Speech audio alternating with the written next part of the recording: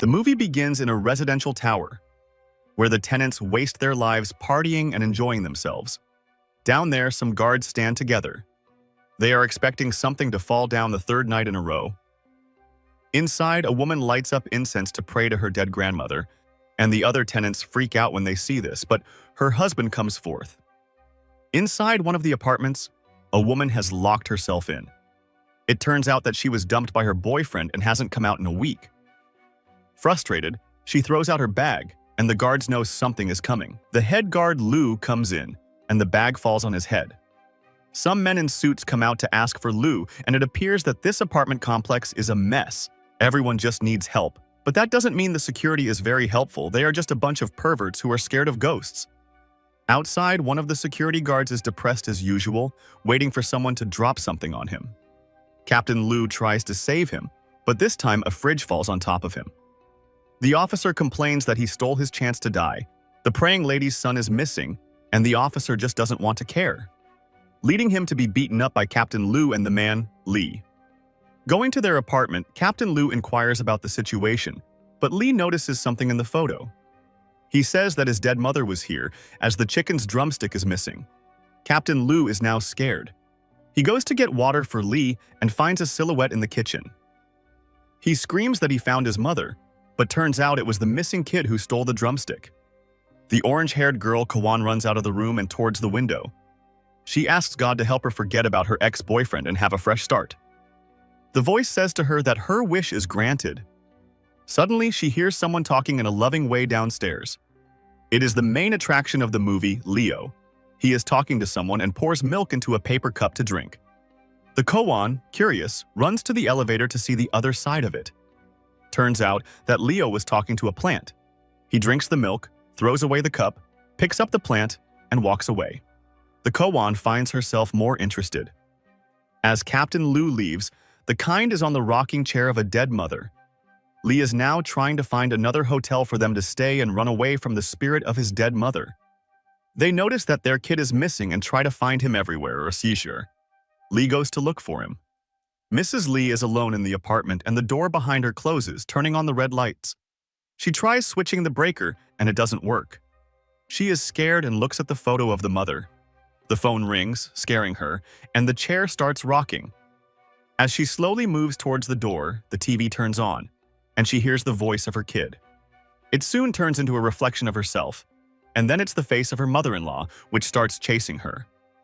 Scared, she opens the door and finds her child standing there with a knife, ready to kill her. Leo comes in to save her with a loudspeaker. Lee returns and finds out that this place is haunted. The sad officer tries to electrocute himself, but the possessed kid foils his plans. He is trying to run away from Leo, but Leo catches up to him. Coming out of the shadows with a knife in his hands, he takes the kid and tells him that scaring people is bad and should apologize to his family over the phone.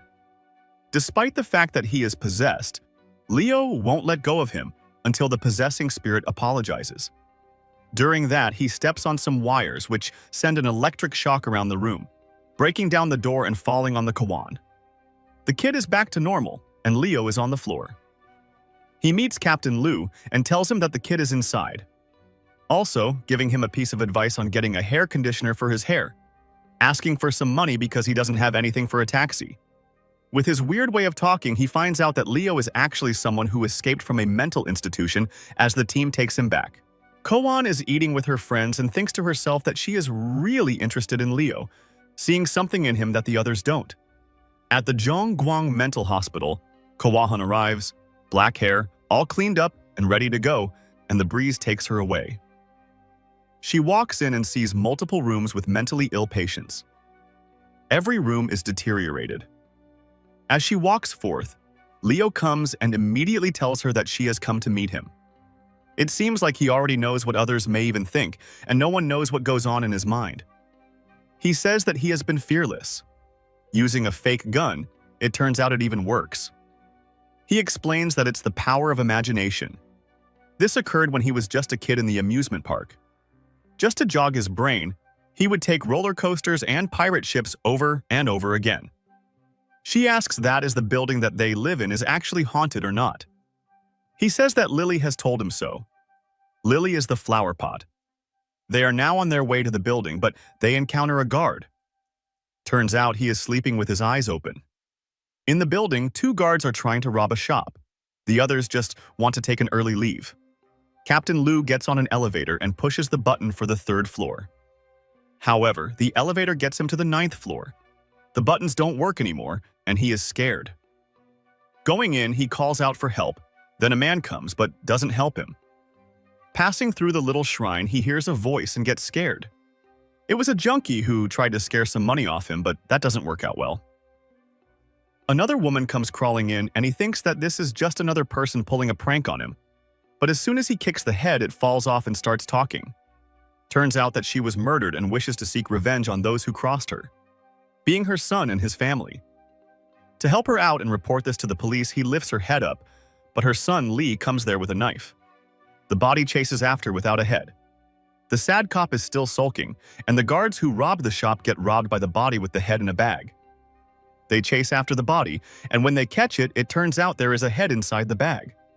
Captain Lou runs away from Mr. Lee and gets in an elevator. There he finds the junkie inside, stabbed and bleeding. Going to the middle floor, Captain Lou carries him but gets attacked by Mrs. Lee, using the junkie as a human shield. He makes his way through, however, the plan gets foiled as they are ambushed. The Lee family is now forcing Captain Lou and the junkie to jump off the roof. But in time, Leo and Koan come to save the day, pointing a gun and accidentally shooting the junkie. Telling them to stop, Mr. Lee falls off accidentally to his demise. The woman is to jump after her husband, and Leo tries to negotiate with her. When he offers money, the woman suddenly starts looking really young and pretty, but Leo accidentally shoots her too.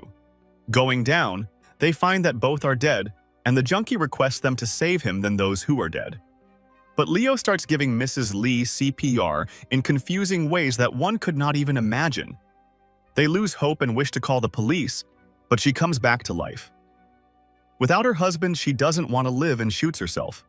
In response, Leo tells Kawan to get ice from the closest 7-Eleven. He tries to do a blood transfusion with the junkie, but due to different blood types, it's not possible.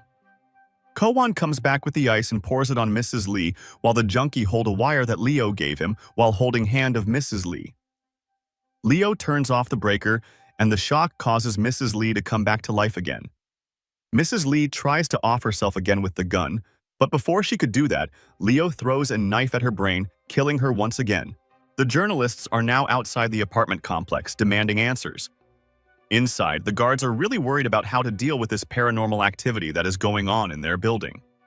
Leo comes out after flushing down the soul of the old woman, and everyone now respects him. He is going to teach them all how to deal with this, and the first lesson is going to be fear. The next morning, everyone is in a field and their first subject is up. A really hideous-looking person. The first task to face the fear is to kiss this person. The twisted cop who has been trying to off himself jumps right up, but after looking for some time, he can't do it. They demand something else. So he opens his chest and takes out a pile of crap on his hand, demanding that one should touch it.